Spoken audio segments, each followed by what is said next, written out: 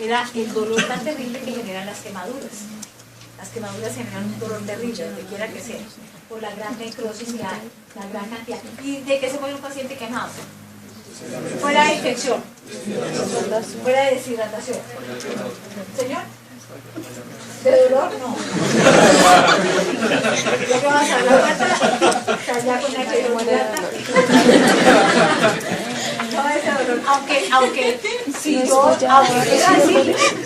yo tengo, esto no es anécdota, no, yo soy tan absoluto, si yo estoy en un postoperatorio y yo soy un paciente con un problema coronario y empiezo a tener dolor, empiezo a hacer taquicardia, empiezo a hacer hipertensión y empiezo a tener problemas de gasto cardíaco y pueden oírme muy bien, ¿no? Entonces, pero ¿qué genera en los pacientes fuera de la infección, fuera de la deshidratación? O sea, en forma aguda. Sí, pero ¿qué pasa hidroelectrolíticamente?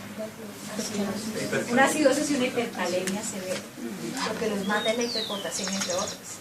Así, agudo, hacen una hipercalemia severa. Acuérdense, si yo quiero, pues no es que les esté dando ninguna idea, ¿ok? Ni se les va a ocurrir, si yo quiero matar a alguien, pues le pongo una inyección de potasio. Entonces eso es también como si hicieran eso.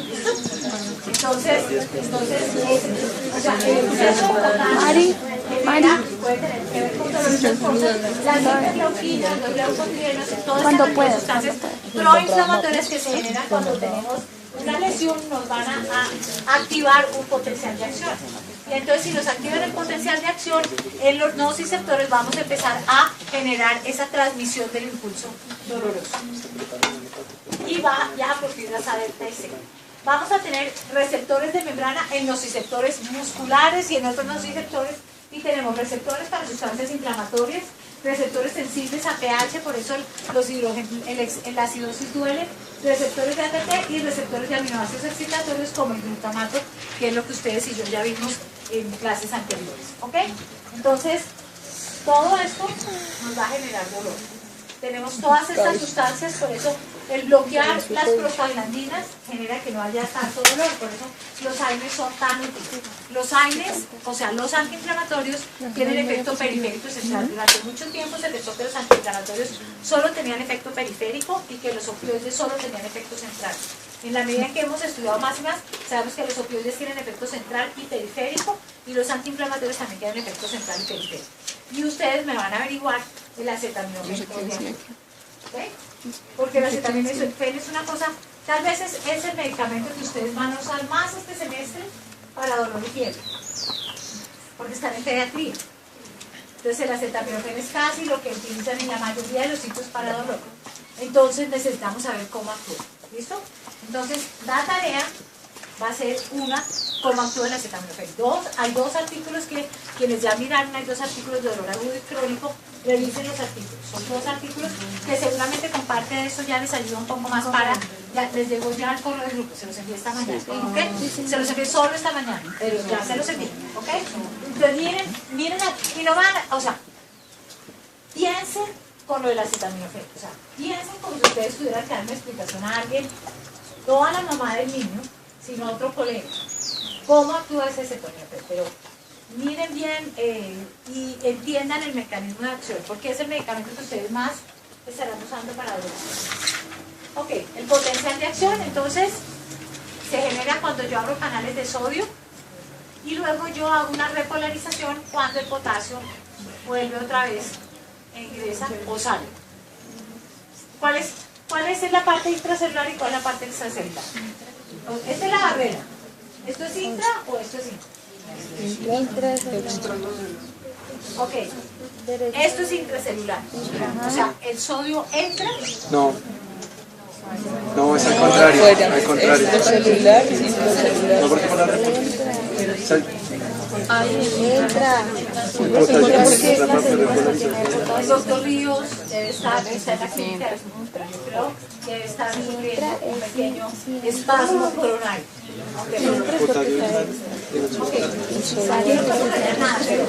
Si yo tengo un plan negativo y me quiero positivizar, ¿qué necesito? Que ingrese dentro de la célula sodio. O sea, que ¿dónde está la parte intracelular? Allá. ¿Ok? Intracelular es aquí. O sea, ya entró. No, les va a tocar hacerle así a los celulares del lado. ¿Por qué? Sí, claro. ¿Por qué? Porque ustedes necesitan, esta es la parte intracelular, ustedes necesitan que ingrese el sodio para que se positivice y genere potencial de acción. Y luego para que yo me quede hiperpolarizada, sale el potasio y yo me hiperpolarizo. ¿Listo? ¿Ok? Eso es fisiología del tercer semestre en Pichel. Okay. Entonces, yo necesito que ingresen iones positivos a la célula para generar el potencial de acción y luego necesito, salen los otros, sale el potasio y así quedo hiperpolarizado. Por lo tanto, si recordamos un poquito, si yo bloqueo esto, no hay potencial de acción, que es lo que pasa con los anestésicos locales. Los anestésicos locales bloquean los canales de sodio y al bloquear los canales de sodio no generan el potencial de acción. ¿Para qué más me sirven los anestésicos? ¿Para qué más me sirve la silocaína? Fuera de para producir anestésico. Es un antiarrítmico. Yo le puedo poner algunos botellitos de silocaína en una unidad de cuidado intensivo cuando tengo una arritmia, precisamente porque bloqueo los potenciales de acción. Este es el mismo mecanismo. Otra forma en que puedo bloquear potenciales de acción. Entonces, yo puedo hacerlo acá. ¿Qué hace que si yo logro que esta parte quede durante más tiempo, también bloqueo el potencial de acción, porque quedo hiperpolarizada? ¿Qué es lo que hacen los opioides? Los opioides actúan sobre canales de potasio para que yo quede hiperpolarizada. Entonces, puedo bloquear acá y entonces hiperpolarizo, puedo estimular esta parte e hiperpolarizo y en esa forma, bueno, estamos matando el mosco. Tengo un tono, no se preocupe. Entonces, eso nos pasa por abrir acá. Pero yo puedo hacer cualquiera de esos dos y si yo hago cualquiera de los dos, puedo generar que no haya una transmisión del impulso. ¿Listo? A mí lo que me interesa es que no se transmita el impulso. Y así yo no tengo dolor. Por eso yo les decía, hace un tiempo cuando los neurocirujanos decidieron operar y cortar unas fibras, lo que ellos pensaban era que al cortar las fibras no iba a haber transmisión del impulso y en esa forma no iba a haber dolor. Pero no solamente viajaba por esos lados, sino viajaba por otras fibras ipsilaterales y por eso continuamos teniendo dolor. Ok, tipos de fibras A, delta y C. Esas están en su artículo. Esta parte que es bien interesante que entendamos lo que habíamos dicho, este es el ganglio de la raíz dorsal, esta es el asta posterior, eso es una ampliación del asta posterior. Y vamos a ver qué pasa. En el asta posterior es gran parte donde tenemos la modulación y si la vemos más grande, esto es lo que ocurre normalmente cuando nosotros tenemos el potencial de acción. Las vesículas de glutamato se acercan, como habíamos visto en la hendidura presináptica, liberan el glutamato, se activan los receptores AMPA y esto va a generar que siga el potencial de acción hacia el tálamo. ¿Listo? ¿Qué pasa cuando yo tengo dolor continuo? Por eso es importante, esto es dolor crónico. Si ustedes ven, eso es dolor agudo, como dice arriba, esto es dolor crónico. ¿Qué pasa cuando yo tengo estímulo continuo?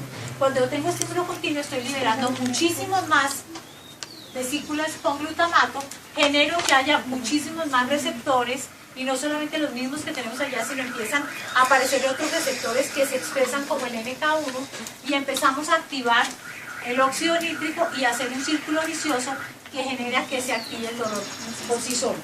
O sea, el dolor termina reproduciéndose por sí solo. Por eso es importantísimo bloquear el dolor desde muy temprano porque si no se vuelve un círculo vicioso. ¿Listo? En el cual involucramos algunos receptores como el NK1, empieza a funcionar el óxido nítrico y tenemos las proteínas quinasas. Y esto va a activar una sustancia que se llama sustancia P, que va a volver a hacer que se vuelva a generar este círculo vicioso. ¿Ok? Entonces, la sustancia P es una sustancia que la tenemos con mayor frecuencia en dolor crónico y que no la vemos tanto en dolor agudo. Y que se activa cuando estamos teniendo unos disparos continuos desde el sitio de la lesión. Por eso es importantísimo bloquear el sitio de la lesión. Si ustedes ven, yo les había comentado, ya hay algunas técnicas en las cuales generamos bloqueos antes de hacer las incisiones quirúrgicas.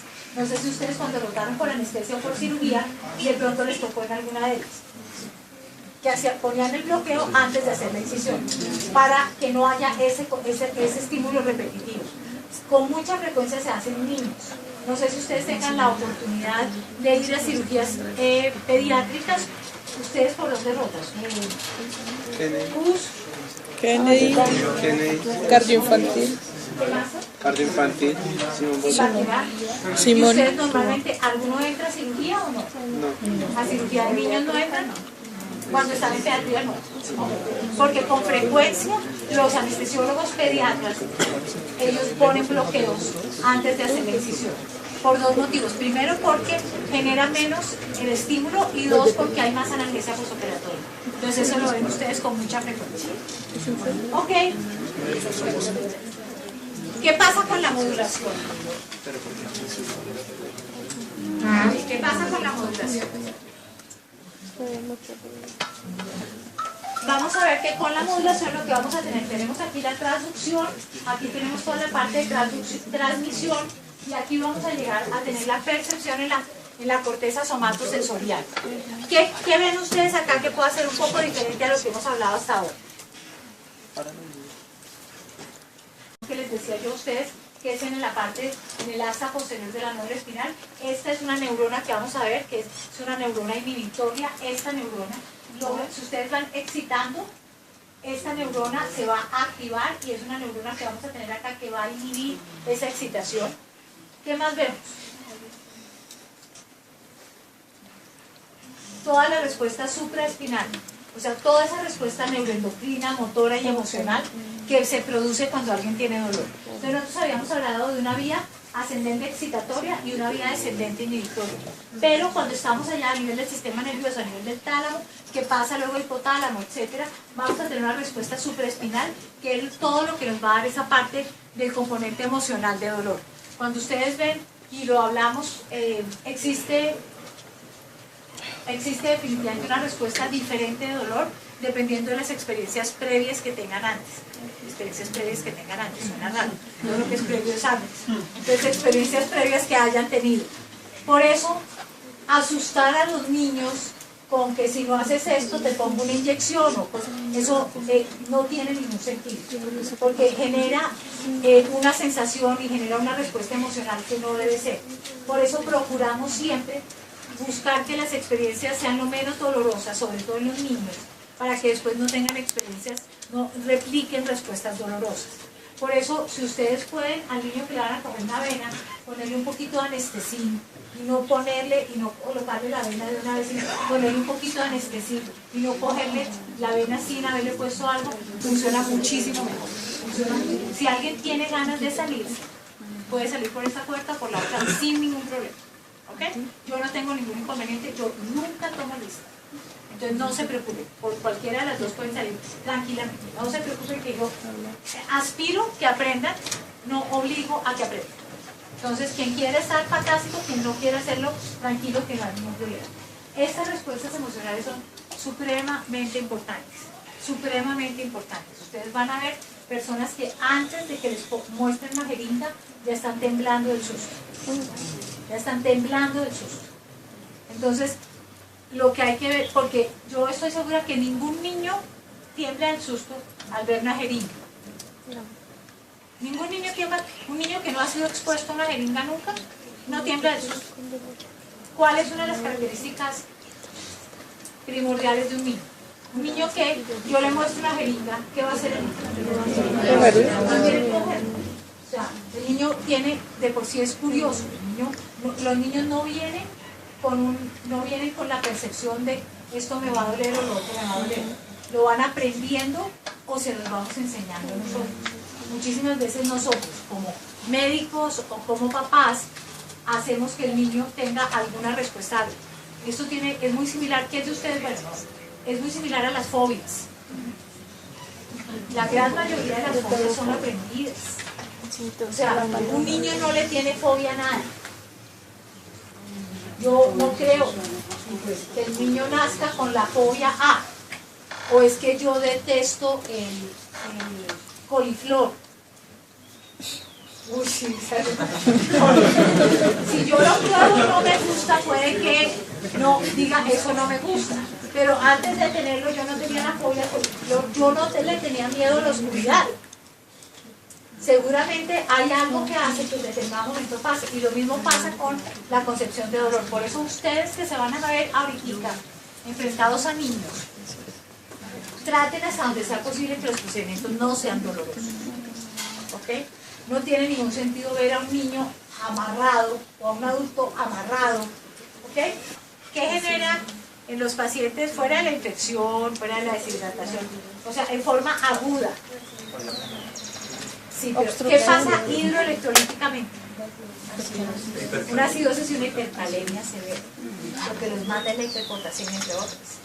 Así, agudo, hacen una hipercalemia severa. Acuérdense, si yo quiero, pues no es que les esté dando ninguna idea, ¿ok? Ni se me va a ocurrir, si yo quiero matar a alguien, pues le pongo inyección de potasio. Entonces eso es también como si hicieran eso, ¿listo? Entonces, o sea, el exceso de potasio puede tener que ver con todas estas cosas. Las interleuquinas, los leucotrienos, todas estas sustancias proinflamatorias que se generan cuando tenemos una lesión nos van a activar un potencial de acción. Y entonces si nos activan el potencial de acción, en los nociceptores vamos a empezar a generar esa transmisión del impulso doloroso. Y va ya a profilas A, delta y C. Vamos a tener receptores de membrana en nociceptores musculares y en otros nociceptores. Y tenemos receptores para sustancias inflamatorias, receptores sensibles a pH, por eso los hidrógenos era el dolor tan terrible que generan las quemaduras. Las quemaduras generan un dolor terrible, donde quiera que sea, por la gran necrosis y la gran cantidad. ¿Y de qué se muere un paciente quemado? Fuera de infección, fuera de deshidratación. ¿Señor? ¿De dolor? No. ¿Ya qué vas a hablar? ¿Estás ya con la que muerta? No es de dolor. Aunque si yo tengo, eso no es anaerobio tan absoluto, esto es un postoperatorio y yo soy un paciente con un problema coronario y empiezo a tener dolor, empiezo a hacer taquicardia, empiezo a hacer hipertensión y empiezo a tener problemas de gasto cardíaco y pueden oírme muy bien, ¿no? Entonces, pero ¿qué genera